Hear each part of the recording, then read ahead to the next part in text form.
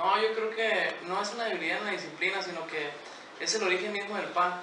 Desafortunadamente, el PAN, parte de su origen ha sido la democracia interna, o sea, la contienda, la competencia, la transparencia, la representación o puesta en el frente de los candidatos que quieren, aspirantes que quieren ser candidatos, y la discusión que se da también dentro de los consejos, dentro de los militantes, y ahora que se da la oportunidad de que los militantes puedan decidir.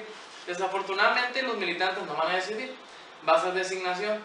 Entonces es un proceso en donde es un protocolo precisamente nomás para medir fuerzas y hasta cierto punto para lo que sucede dentro del PAN. En las debilidades es que el PAN, a comparación del PAS, por lo menos internamente el PAN, pelea mucho los plurinominales. Entonces es una lucha también por los espacios plurinominales que van a existir, independientemente de los acuerdos o las posiciones que se hayan quedado entre el PAS y el PAN en los acuerdos que se han dado, en los arreglos, exactamente. Entonces se da la división dentro porque hay una parte que se resiste, que yo también me considero a cierto punto de esa parte, pero en esta ocasión no.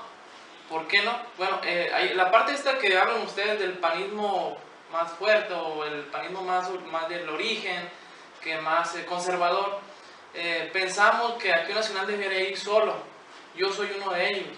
Creía que Acción Nacional debería ir solo, pero solos no podemos con el PRI. El PRI es su trabajo. Solos no podemos derrotar al PRI. Cuando pudimos hacerlo en el 2004 con Heriberto Félix, que era candidato externo, que no es panista, nos quedamos a 11,000 votos o algo así de haber ganado con Aguilar Padilla.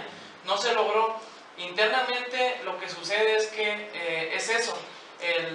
Todos están buscando esos espacios que no se le han cedido y ven la oportunidad ahora para reclamar esa parte interna y sacar a un grupo en específico que son los que han hecho los acuerdos o cedido las regidurías, que las venden, que bueno, ya hacen otras cosas, ¿no?